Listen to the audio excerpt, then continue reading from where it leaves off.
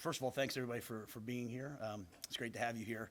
I'm really pleased with today. It's really only been 24 days since I stood up there and talked to you guys, and a lot's happened, a lot's gotten done, and very grateful, to everyone who's allowed us to get to this moment. And so, if you don't mind, just a couple of people I want to thank.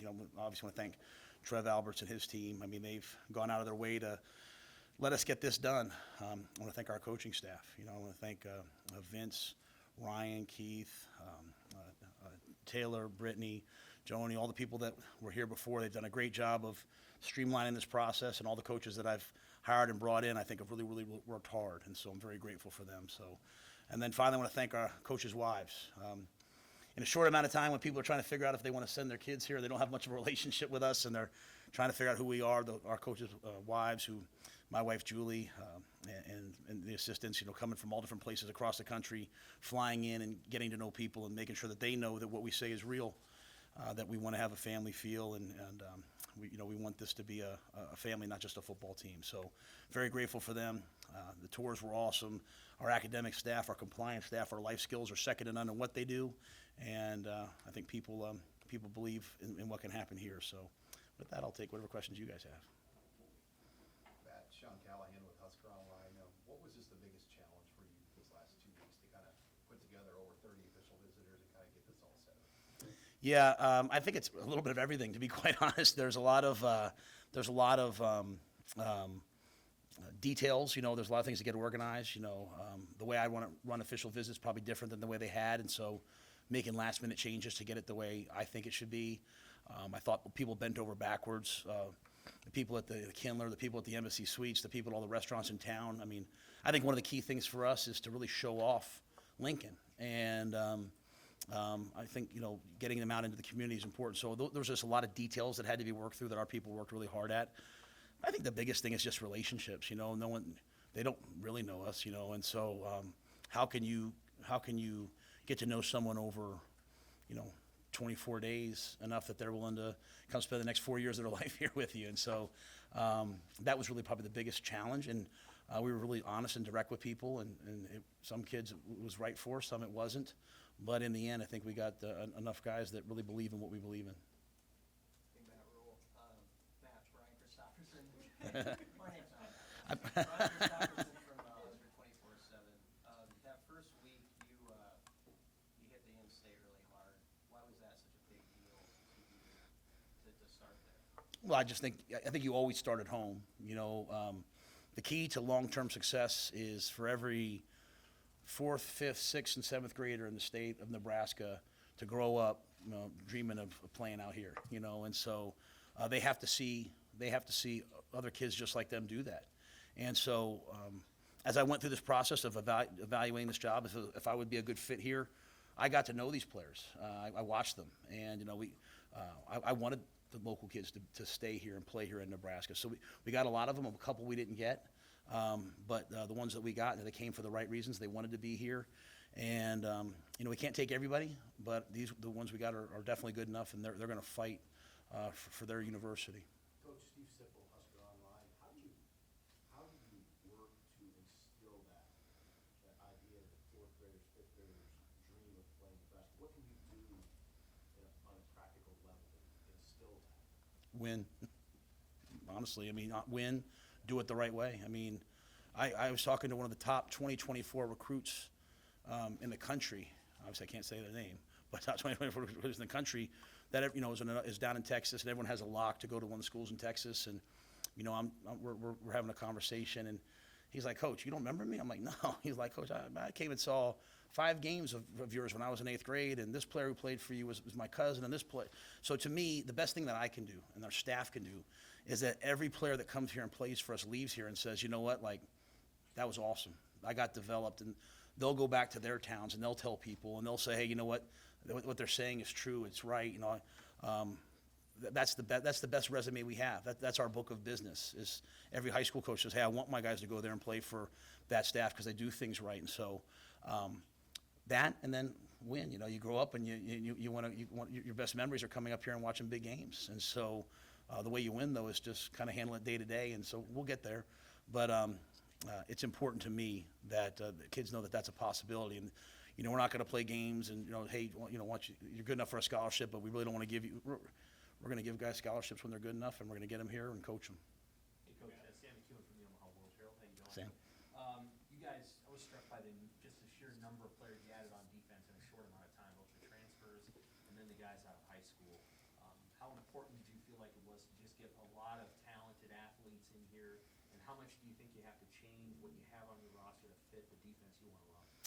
So I came into it, number one, saying to myself that the mistake a lot of guys make when they take over a new job is to feel like they have to just go out and rush out and get a bunch of guys. So I was like, don't do that. However, I didn't realize the overwhelming response. You know, a lot of guys that some of these kids that are committed to us, like I've known them since they were in like 7th grade, 8th grade, and they're like, oh, Coach, I want to come back with you, and so or get back to you. So that kind of surprised me a little. Not surprised me, but I didn't take that into account. Last time I was doing this, there was a limit on how many NLIs you could send down, how many scholarships you could give. That's not true anymore. And I've always had this belief that, like, I'm not one of those guys who says I need 3 of these, 4 of these. You know, people ask me all the time, how many more do you have? I mean, the guys are going to come. They're going to change their position, and we love to change guys' positions if it's going to help them play in the NFL. So I just try to take the best players. And obviously you need a minimum of certain things. I'm not saying that, but I'm not beholden to that. You know, I like to think creatively, and Evan Cooper on our staff makes me think creatively. And so we try to take the best players possible. In terms of the defense, like, I'm not sitting here saying we're going to run the 3-3-5 defense. I'm not saying we're going to run this defense. What I loved about Tony is he's creative. And, you know, we had a top 5 defense at Temple, or top 10 defense at Temple, and we were 4-3. And we went to Baylor, and the third year we went to the 3-3-5, and we had a top 5, I think, defense. Forgive me if my numbers are off slightly, but I think you get the gist. And then we got to Carolina, you know, we switched from year 1 to year 2 because Brian Burns was really, really good, and Hassan Reddick was good, and we kind of changed who we are. So we're not going to bring in, hey, this is our defense, and you guys have to fit it. We're going to get the best players possible. We felt like we needed speed on defense, and that's what we tried to recruit. Matt, Andy Kenny from KCB, Sir. ABC in Omaha. Is there an intangible or something you're looking for in these kids? Obviously, they're all very talented on the football field, but is there an overlying characteristic that kind of brings everybody together? Yeah, I want guys who want to come here for the right reasons. You know, I'm not, you know, I don't want guys who are coming here saying, you know, how big is this NIL deal I'm going to get from these people. I don't want kids coming here saying, I want kids who want to come here to get an education, win at football, and have a chance to go play in the National Football League. People that want to come here and impact the community and make the University of Nebraska campus a better place because of their presence. And so, though that mindset's really, really important to me, I'll be honest, I was blown away with the maturity of a lot of the young men that I've met during this process. I mean, the guys who were committed to the previous staff, you sit down with those guys, and they're grown. They're great families, and they love football. And, you know, when I say I'm a developmental coach, it just means that I believe that, like, I want to help guys get better. And so to do that, you have to have players who want that, who want to wake up every day and just work and grind. And so that's all really important to me. If we have the core of our team that's like that, we'll be hard to beat. Coach, Steve Mark with Inside Nebraska. Offensive line, what are your thoughts on it right now, what you have right now, and then the 2023 line? Well, let me say 2 things. And hopefully you guys know me. I'll be always really blunt, but always respectful. I'm kind of not bought into the narrative that I hear on the team. I hear from everywhere that the offensive line is the problem. Okay, we're going to have a good offensive line next year, and I like the guys that are in that room already. And I just think you have to have a commitment. We have to have an identity in offense of what we're going to do. You know, when you kind of trying to figure out, hey, are we going to throw it team, run it team? What are we? You put those guys in hard positions, and that's why Marcus came with me to Carolina. I made him be the assistant O-line coach. A lot of guys call plays because they're thinking about the quarterback only, and they're asking offensive linemen to do really hard things.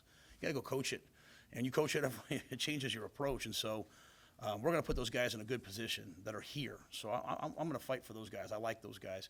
You know, we're going to try to, we've tried to bring in some depth, and I wanted to bring in a great young group that we can develop and watch them grow. And the previous staff, Coach Frost, they had done a nice job of identifying. I like those players. But we also, we're going to continue to try to look, because I'll never, ever, ever not take a talented offensive or defensive lineman. That's what wins games. Matt, back to the in-state players that you signed and what you saw. What did you find?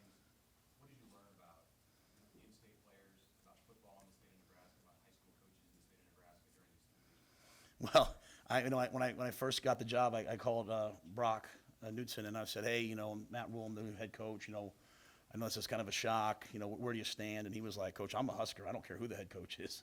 And I kind of laughed, hoping he'd pet my ego a little bit and tell me he was dying to play for me or something. But, that just really hit me. Like, this is how we'll build this, is with big, physical, tough guys from this region. And so that, how much those guys loved Nebraska, how much it meant to them, to see that helmet, to come on these visits, it struck me. It really gave you a sense of purpose of like, this is important.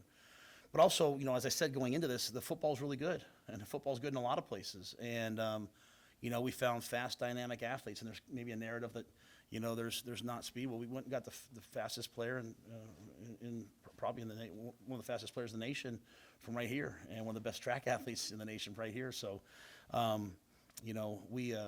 we saw good football. The coaches were great. The people were great. But the biggest thing that hit me was how much those guys just really want to play for the University of Nebraska, and they want to be part of a championship team here. Hey, Matt, you guys signed Jeff Sims, no high school quarterbacks. What can you tell us about Sims and why you chose to bring him in as a transfer? Yeah, so Jeff Collins was the head coach at Georgia Tech. Jeff and I worked together at Albright College, then at Western Carolina years ago. Jeff replaced me as the head coach at Temple. So I first went to Baylor. I went and visited them, watched them practice. I go to the NFL. I have every Saturday off to watch games. I've watched a ton of Georgia Tech games. And I fell in love with Jeff, just as a player early on. He's dynamic. He's athletic. He's smart. He's big. He's got accuracy. He can throw from the pocket. So when he became available, when he went into the transfer portal, I was already sold on him. And I even had, I even had people in the NFL say, hey, you need to go get this guy. I mean, everyone recognizes he's an NFL talent. And, you get to know him. His personality is elite. I mean, he's a really good person about the right things. His former coaches, they loved him. And so it was easy if it worked out. And, we're grateful that he chose to come here. Hey, Matt, Mullen from Lincoln Journal-Star. See you recruit in Pennsylvania and Texas. How much do those past relationships really pay off in getting the recruits here? Yeah, they had done a good job here. Dylan and Riley were already committed, so they had done a good job in those places. For me, obviously, to go down and get Prince Will, I posted the picture of me, eating at his mom's restaurant, which is a great restaurant in Austin, and having the fufu and the goosey soup and all that. Well, I had done that 4 years ago, recruiting Prince Lee, who then, after I left, came and took a visit to Baylor. So it's a wonderful family, and so those are some of the connections. I mean, I was talking to Prince Will when he was this big, and now he's this big. So, we have a lot of people in Texas that we care about, that we know, that they know how we do things. We'll recruit Texas every year. It'll be an elite priority. Then obviously in the Northeast, you look back at the history of Nebraska, New Jersey, Pennsylvania, those places sent great players here. And we have some connections in Philadelphia. We have some connections in Harrisburg and New Jersey, and we're going to try to take advantage of those. Back to the offensive line, Coach, what led to your decision to retain Donovan right over? Yeah, so Donovan was trained by Harry Heastand, whose brother-in-law, Pat Flaherty, I worked for at the Giants as the assistant O-line coach. And so when you get into O-line play, there's like three base philosophies, and they're very different. It's like the difference between driving on the right side and the left side of the road, and so I don't want to. They're all great. I don't want to coach people. I don't want an O-line coach that's over here, because I deeply care about what the offensive line looks like. And we interviewed several candidates, and we talked to several guys. And to Donovan's credit, we interviewed him. I said, hey, I'll let you know. He showed up every day to work. He worked. He was, he just kept being there. Half of life is just showing up. And I kind of liked his vibe, and I liked his energy. But most importantly to me, he had been trained in the same system that I'm trained in, and I want us to play that way. And so it was just a natural fit. And he's a great guy. I got a chance to meet his wife. He had a wonderful family, and we're excited. Coach Lauren Michelson, Channel 8 News here in Lincoln. With getting your staff in order, how reflective have they been of the culture you're looking to instill here in Nebraska? How helpful with getting all these young men to come in here?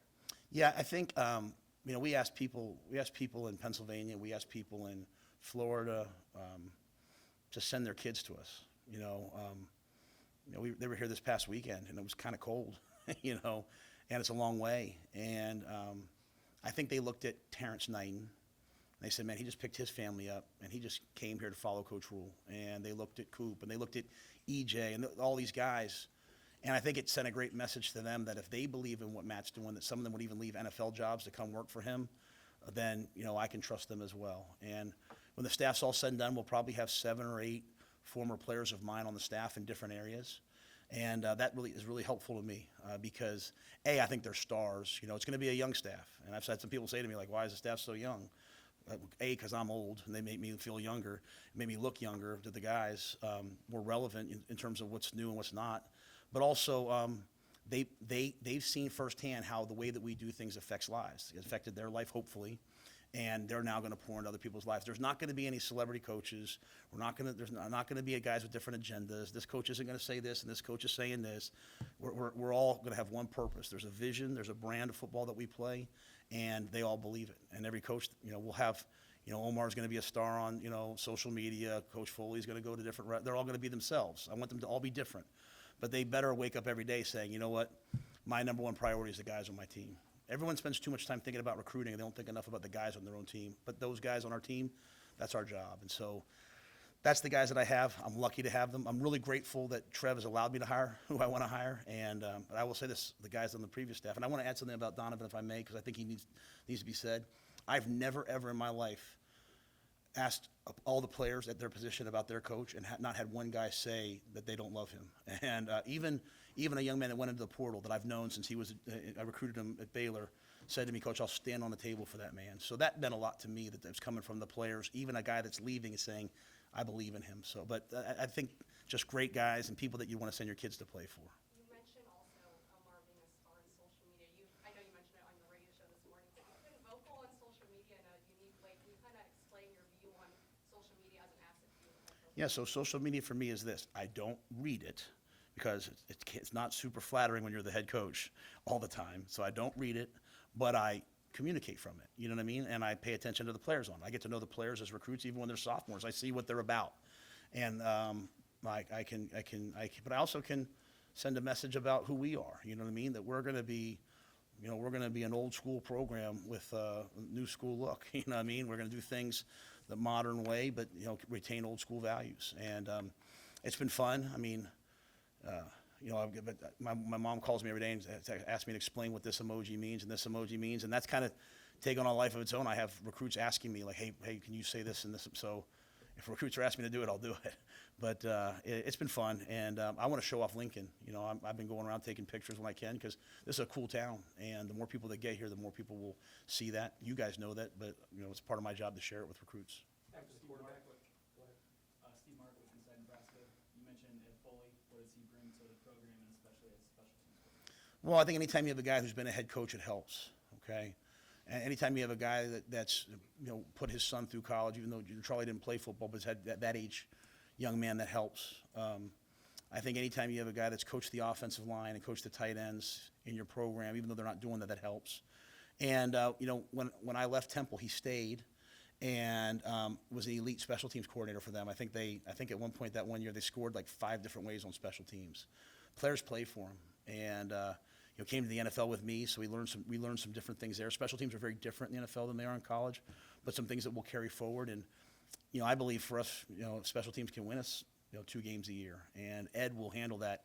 And I'll be honest with you, that's not really my wheelhouse. Like, I've done it before, but I like to go down with the O-line and D-line. So having Ed run it, I know it's going to be done right. I can oversee, the head coach part of it, but Ed's elite.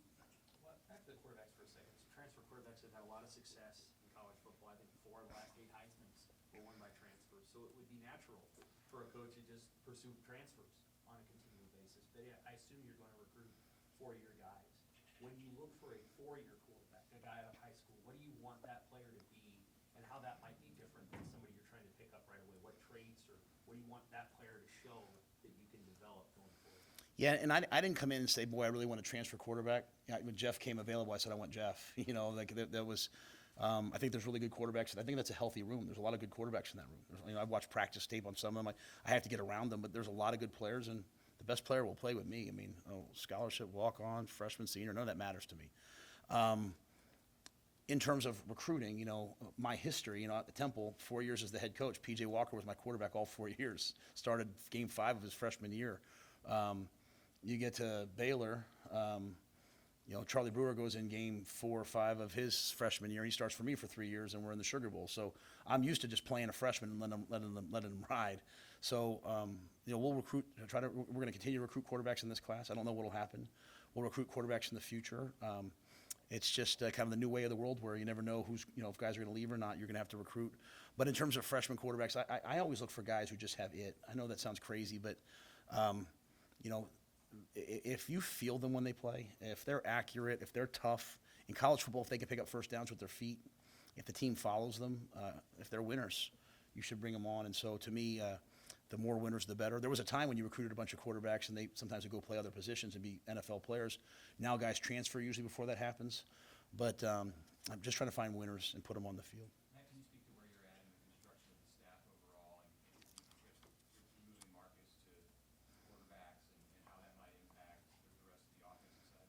Yeah, Marcus will coach the quarterbacks, which he wanted to do from the very beginning, and we kind of started down a different path of it, and then, but I thought he did a great job last year with Spencer, and so and he's done it for me before, so that's very natural to us, and then we'll make some other hires here in the coming weeks, as things, probably heading into January 3rd that week. So I get nothing to report specifically on those guys, but we'll get that done before we start the second recruiting period in January. I know that first week you also wanted to learn this current roster. What did you kind of get from those conversations with the players who are already here? Just number one, that there's a lot of pride in their university, and a lot of guys that love it here and want to win. Just a lot of conversations about, hey, how are things set up and what can we do to help you guys, do it in a way that you might think is better. But in terms of anything else beyond that, really watching some guys, and just evaluating them. And then after that, really, to me, I just want to start with a blank slate in January and just, I don't care what you've done, show me what you can do moving forward. And so that can be, that should be freeing for everybody where they can just show up and play. One of the hardest things about taking these jobs is all these kids I'm recruiting right now, their parents know me and they sent them to play for me. All the guys that are on the team, sometimes they're like, hey, where do I stand with coach? Every player that's on this team is my guy, and I'm going to coach them all the same. So I'm anxious to get to know them in the spring semester. But we had some really productive conversations, and guys shared a lot with me, and I think that we can really, really improve the team quickly with those guys. Just on the QBs, did you have some good conversation with Casey Thompson, just sort of about his future as he gets back from an injury and all that? Yeah, I talked to Casey. Casey's an impressive young man. Obviously I don't share what I say with guys and the conversations that we have, but he's an impressive young man. He played a lot of good football, and looking forward to him getting healthy and moving forward.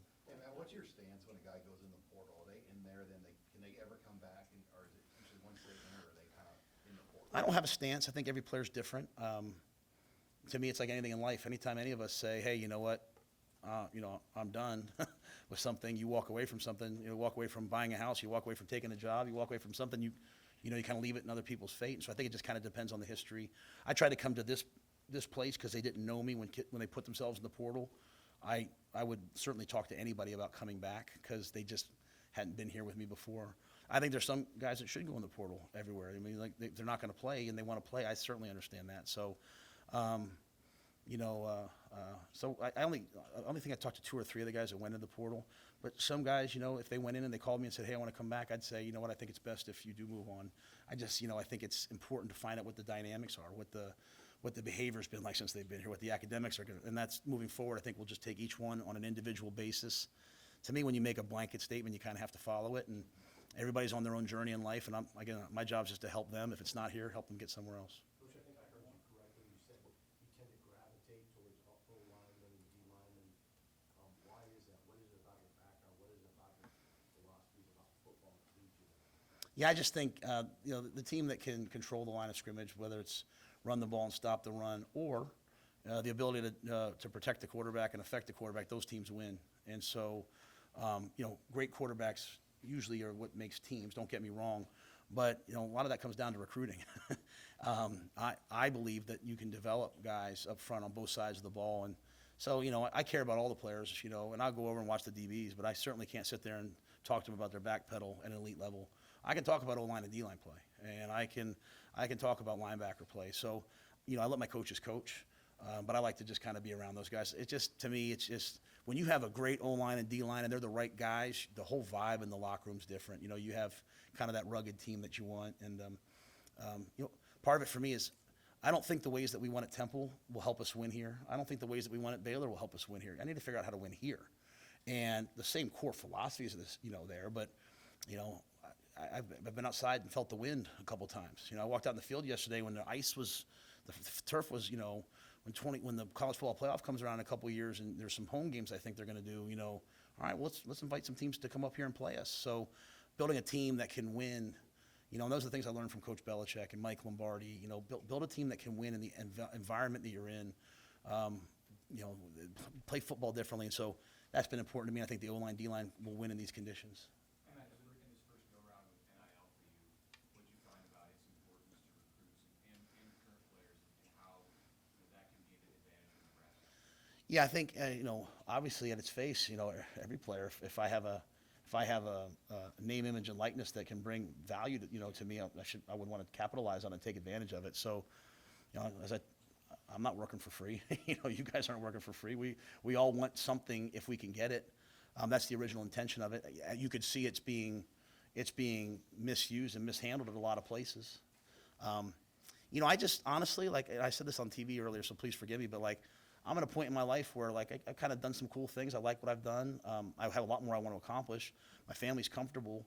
I'm only coaching college football because I love this age group and I want to feel like I'm doing something in their lives and our staff's doing something in their lives. So I can't start that relationship off with lies. I can't start that relationship off saying, hey, I want to help you be the best man you can be, but let me go tamper with someone on someone else's roster and start it off by cheating, which is happening everywhere right now. It's saddening to me.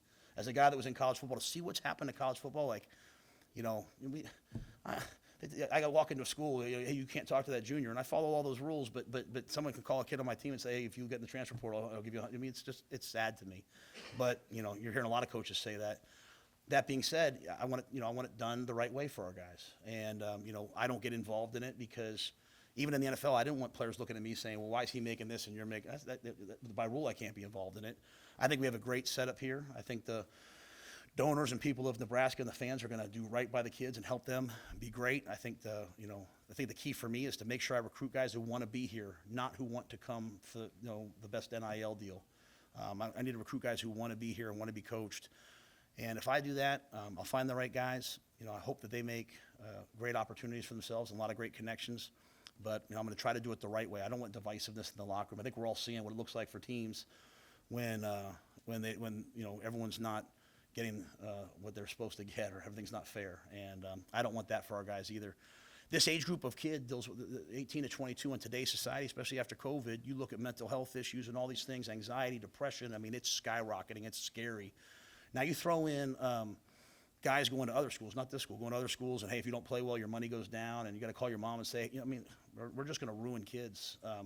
So I think NIL is awesome. Let me say that when done right, when done professionally, and I'm so thrilled with the setup here because, like everything else, like true Nebraskans, they're going to do things the right way and to help kids, not to take advantage of kids. Take one more. Evan Blaine, Omaha World Herald. Just big picture, how do you balance being a program that develops with the transfer portal and being able to take kids out back? Maybe they don't have the same timelines to that. Yeah, you know, I think that's why one of the things I learned in the NFL is like, you have a guy for 1 year, you know, you can do some things with him. I think it's just about taking the right guys from the transfer portal. You know, we've taken some kids who have 3, 4, now I'm so confused with COVID right now because there's COVID years and non-COVID years, but taking guys who have 3 or 4 years left so you can still work with them for a long amount of time. You know, what I don't want to do is, moving forward, have a bunch of kids that fight in my program for 4 years and then I just bring a 1-year guy in every year on top of them. You know, if we need to, we need to. It's competition, but we want to get guys here for at least 2 years, 3 years. You know, that's kind of the hope. But again, everything's on an individual basis. So, you know, I think the NFL really helped me in terms of, hey, what kind of impact can we make on a guy in a year? And, you know, I'm not here to toot our horn, but one of the things I think players, you know, they're like, all right, well, I want to go to the NFL. A lot of the staff either played in the NFL or coached in the NFL. Coach Rhule coached in the NFL. Like, when you sit in draft meetings, it's not anything like what we think it is. You know what I'm saying? It's not like you listen to the NFL Network, it's awesome, but like they're talking about psychological studies, they're talking about background stuff, they're talking about medical reports. And so my hope is that our guys, people will want to be here at the end of their careers because we kind of went through all that. And as the personnel people are trying to find all the X's to X the guy off or downgrade him, we can help turn those X's into checks and say, no, we'll vouch for this kid on this, and this. And so that will help guys in the draft process, and I think that'll bring some transfers in. If we do a really good job in recruiting, though, hopefully, we have a bunch of high school kids here for a long time as well. How much did you see guys make that developmental turn in 1 year? You just had the 1 year unit. I think a lot of the guys who I've had that had like in college at Temple and Baylor, like the Hassan Reddicks and those guys, they did this, and all of a sudden it was the last year when they were really focused that they really made the turn. But I think we have, I had Curtis Samwin. Curtis is a great player, but we had some guys who just in 1 year play their best football, and so I come back to college football from the NFL way more focused, understanding what needs to be done for these guys from a football perspective. So hopefully we can help guys, even if we have them for 6 months, help them play their best football. Sorry, someone else said it.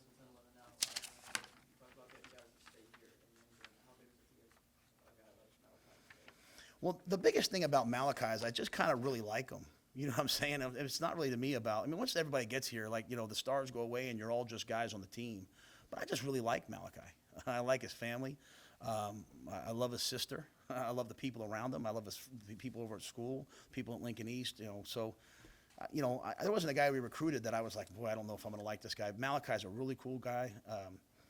He's obviously very talented, but he cares about others. You look at, you talk about NIL. He's donating things to foster care and to helping kids, and he's just really special in that regard. So, to me, if I say that, our job with our staff is to make sure we make these guys' lives better, I love the fact that Malachi's goal in his life is to help make other people's lives better, and that's way more important to me than the 10-3 that he runs. Though I think that's pretty cool too. So. I have one more question. How Sure. did you find him? Yeah. How did you guys arrive at a player Yeah. who's probably going to Arkansas State and come to? Well, I'll just say this to you guys. Texas Tech, Joey McGuire, one of my best friends, James Blanchard, the recruiting guy, we all come from the same tree. And so if you'll start seeing guys like Jalen Lloyd, you'll start seeing guys like Eric Fields who have Texas Tech and us because we have a system that we use, that we believe in. Eric Fields, I don't want to make promises. Everyone here is going to know who he is. He's an elite player, an excellent talent, fast, physical. I was talking to Danny Woodhead the other day. There's a big difference between great recruits and great players, okay? Sometimes they're the same thing. And Malachi's the same thing. But there's a lot of guys who are really good recruits, and there are a lot of guys who are really good players. Sometimes recruiting, how you're ranked, is really a function of what you were in 10th grade. You go to the camps, you're 6'3", 220, oh my goodness. Well, I'm always looking for the kid that's kind of getting to be a senior, and I'm looking for him to take off. It's hard to do. We'll have a really good recruiting class next year. We'll be kind of close to full. This year was so much fun because we got to watch everyone's senior tape. It's the way Coach Osborne was able to do it, the way Coach Solich was able to do it, where they could watch guys' senior tape and see what kind of player they were. Then, everyone started offering kids in 9th grade, and it changed. This has been fun for me. But Fields, we watch tape all day long. Evan Cooper's the absolute best I've ever been around. If we ever offer a guy that no one's heard of, it's Evan, because he stays up at night and texts me at 3 o'clock in the morning watching this guy, watching that guy. And I think what you'll start to see is probably that we'll offer guys that no one's heard of, and then they'll start getting 10, 11, 12 offers, and their stars will bump up. And that's not disrespectful to anybody. It's just people will know that Coop goes and finds guys, and we're not afraid to offer anybody. I don't care who we recruit them. If we think they're a fit, we're going to take them. Is Sue Cooper, was he the one who found, who watched tape of Fields and said, Yep. Yeah. Before I took the job, I kept calling him like, do you think this is the right fit for us? And he was like, Coach, take the job and then call Jalen Lloyd. Take the job and then call Jalen Lloyd. We're offering. So he knew this class. And I just want to say this to the kids in Nebraska who didn't come, because there's some that we really liked. I wish them all the best. To the guys signing Division II, Division III, playing college football is awesome. All we talk about now is all this other stuff. I coached at Albright College Division III. It was one of the best years of my life. So I'm excited for all the kids playing. But from Malachi to Gunnar to Brock to Maverick to all the guys, to Tristan, we got to know a bunch of really cool kids in the state. I think it's going to be really fun moving forward. Sam Sledge.